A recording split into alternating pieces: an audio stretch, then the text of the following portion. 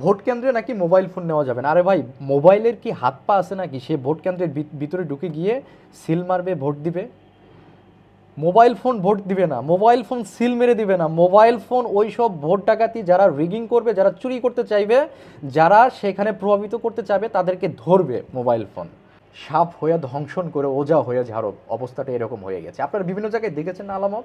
নিজে নিজে সিল বানাচ্ছে। লক্ষ্মীপুরে জামাতের এক নেতার নির্দেশে সিল বানাতে গিয়ে পুলিশের হাতে আটক হয়েছে, আরেকজন পলাতক আছে। এই ভয়ে আপনারা মোবাইল ফোন নিতে দিবেন না?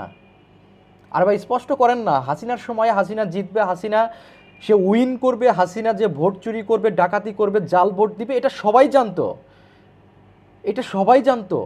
এটা জানার পরেও হাসিনা ওই দুঃসাহস দেখাতে পারে নাই যে কেন্দ্রের মধ্যে মোবাইল ফোন নেওয়া যাবে না।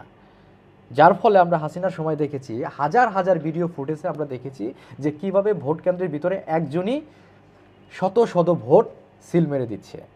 আপনারা কি করতে চাচ্ছেন কেন্দ্রের ভিতরে? আপনারা যে প্রজ্ঞাপন দিয়েছেন, এই প্রজ্ঞাপনের মধ্য দিয়েই তো মানুষের মধ্যে সন্দেহ বাড়ছে। আপনারা মানুষের মধ্যে কেন সন্দেহ বাড়াচ্ছেন? সাপ হয়ে ধ্বংসন করে ওজা হয়ে ঝাড়ব, অবস্থাটা এরকম হয়ে গেছে। আপনারা বিভিন্ন জায়গায় দেখেছেন না আলামত?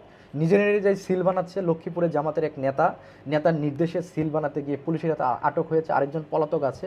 বিভিন্ন জায়গায় আপনারা দেখেছেন না পোস্টাল ব্যালটের অনিয়ম? জামাত নেতারা কীভাবে পোস্টাল ব্যালট নিজেদের মতো করে তারা ভিতরে ঢুকিয়ে দিচ্ছে, খামের ভিতরে। আপনারা তো দেখেছেন। তো এত এত হচ্ছে প্রশ্ন থাকার পরেও আপনারা একটা নির্বাচনকে স্বচ্ছ করার জন্য যে প্রক্রিয়ায় যাওয়ার কথা ছিল, সেই ধরনের প্রক্রিয়া আপনারা হাঁটছেন না। ইতিমধ্যে শোনা যাচ্ছে যে একটা দলের প্রতি আমি একটু ভেঙেই বলি, 11 দল, জামাত, এনসিপি, তাদের প্রতি নাকি এই সরকার একটু সুনজর দিয়েছে, একটু সুনজর দিতে চাচ্ছে। এটা আমার কথা না ভাই, এটা সোশ্যাল মিডিয়া মানুষের মধ্যে এই আলাপটা আছে। নির্বাচন কমিশন পুরোটাই জামাতের, ডিসিরা জামাত এবং এনসিপি এই সরকারের নিয়ন্ত্রিত। তারা তো তাদের কথার বাইরে যাবে না।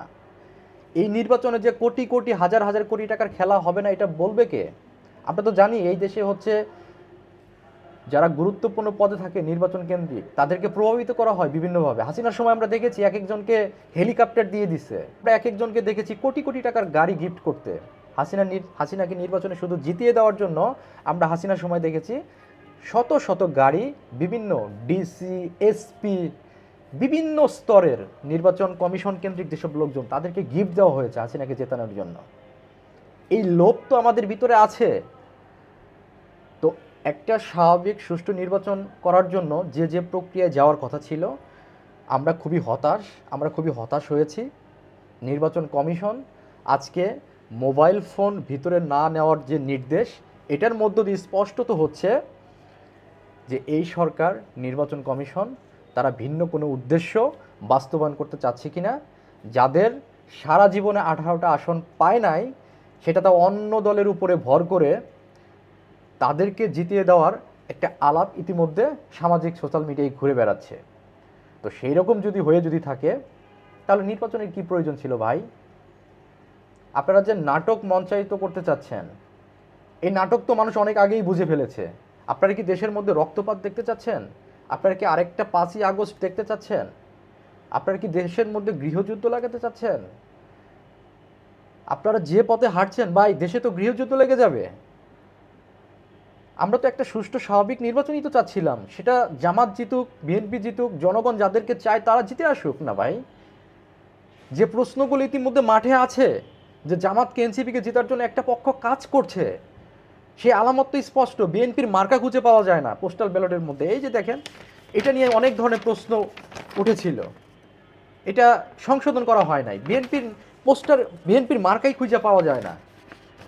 বিএনপির মতো দল, তারা 3-4 বার হচ্ছে দেশ চালাইছে, তাদের মার্কা খুঁজে বের করতে 5 মিনিট সময় লেগে যায়।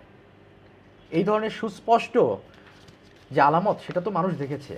এবং নিজেরাই যে পোস্টাল ব্যালট নিজেদের লোক দিয়ে সংগ্রহ করে নিজেরাই যে সেটা জমা দিয়েছে, সেই ধরনের তো আলামত আমরা দেখেছি।